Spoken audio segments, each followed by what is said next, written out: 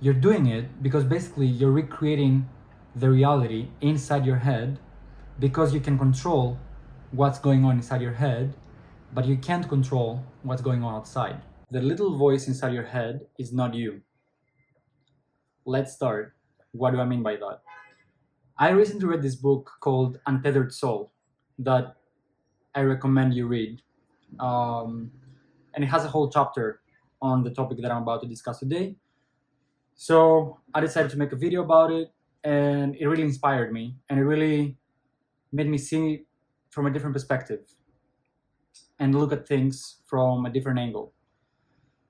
Now, this little voice that is inside your head, it never stops, right? It's actually agreeing with me right now. Now that you're watching this video, it's agreeing with me that it exists. It's right there, right? You heard it. And it exists 24/7. This voice is with you literally 24/7. For example, you are driving or you are on the bus on the way home from work, and you had an intention to call your mom while you're on the bus, but for whatever reason you haven't called her.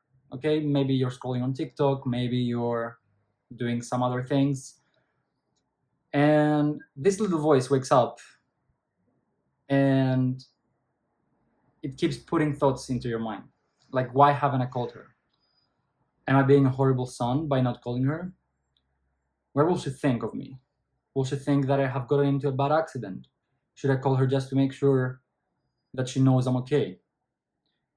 And it feeds these little thoughts inside your head literally 24/7, right?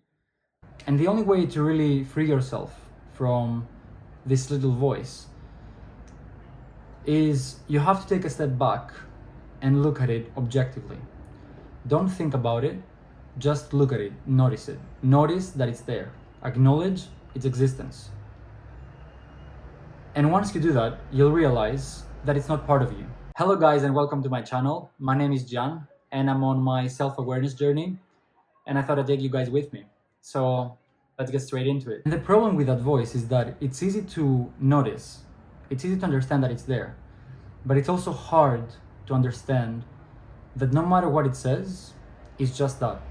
It's just a voice, a little voice living inside your head. And if you watch it objectively, you'll see that much of what it says is actually meaningless. It's just words. They literally don't have a meaning. And the truth is that life will unfold in accordance with forces outside of your control. Your thoughts literally have no input as to how life will unfold. And this little voice has no effect, and these thoughts have no effect to anybody or anything besides you. They will either make you feel worse or better. It's like it can be your greatest friend or your worst enemy, this little voice. Eventually you will understand that the actual cause of problems is not life itself. It's what the mind creates about life, and it creates the problem. Okay? But why does this voice even exist? Why do these thoughts keep coming back? Well, it's a buildup of energy, really. It's a buildup of energy that needs to be released. Imagine that you're arguing with someone and you finish the argument, and then you go back to your room, you go back to your car, whatever. But then this little voice wakes up again, and it keeps feeding you thoughts and thoughts and thoughts. Why did I say this? I should have said this when they said this. This couldn't have happened because this other thing happened and their timeline doesn't make sense. And it will keep feeding you thoughts like that, okay? I mean, we've all been there. We've all been in a situation with an argument where we then argue with ourselves really, and we notice how much different an argument would have been. But this voice also exists when you're calm, okay? It doesn't only exist when you're having an argument or when you're stressed. It also exists when you're calm, and exists in the form of a narrator.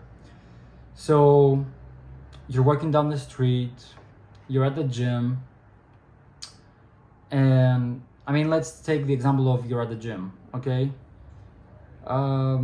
This little voice is a narrator. So you go to a machine and you see that someone else is there. And this little voice wakes up and says, "Oh yeah, this person is using the machine. Should I ask them if I should jump in, or should I just leave them do their exercise? Should I go back and do another exercise of what I was doing before until this person leaves?" And you might look at the equipment and say, "Oh, this equipment needs to be changed. It's not really of good quality." Or, "Oh yeah, see the class is going on in there. There's so many fit people." Stuff like that. Or you're walking down the street and you see a dog, and you tell yourself, "Oh, look at this cute dog. It's really beautiful. What a beautiful day it is outside. I'm gonna go to the park, and then what should I do? Should I go grab ice cream, or should I go grab coffee?" And this narration happens because it makes you feel comfortable with the environment that you're in right now. It makes you feel more comfortable with the unknown. Think about the difference in the outside world and your experience and interaction with the mental world. In your mental world, you are free to think whatever you want to think. You are free to make up whatever scenarios you want to make up. You are free to do whatever, because it's all under your control. You are under control of the situation. And when you're calm and this narration happens, your thoughts merge, and then you get to experience the outside world according to you rather than how the world actually is. And a lot of the things that you discuss in your mind are generally what you care about the most. And your consciousness is experiencing a mental model of reality rather than reality itself. So for example, let's say that it's cold outside and you're freezing, okay? You haven't got a jacket and you're very cold. You will tell yourself, "Oh my God, it's so cold outside. It's so cold outside. But don't worry, it's another 5 minutes and we're home." Why do you do this? You literally have no control over the temperature. Nothing is gonna change by you thinking about how cold it is. Why would you spend so much energy thinking about how cold it is?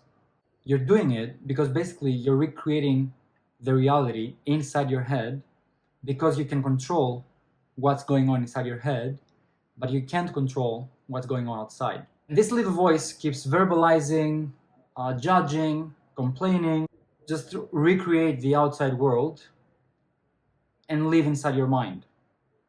You're not actually living in reality. You're just living inside your mind. And your mind is accustomed to helping you. That's why it's doing it. It cannot really predict the future. It cannot really predict what's going to happen next. So it uses these thoughts as a defense mechanism, because you have control over what you think. And if you want this, that's totally fine. But you will have to buffer every thought that's coming in instead of actually living the reality around you. And true growth will only happen once you transcend from the part of you that is not okay and needs protection. And to do this, you really just have to notice it. As I said in the beginning, just notice the little voice.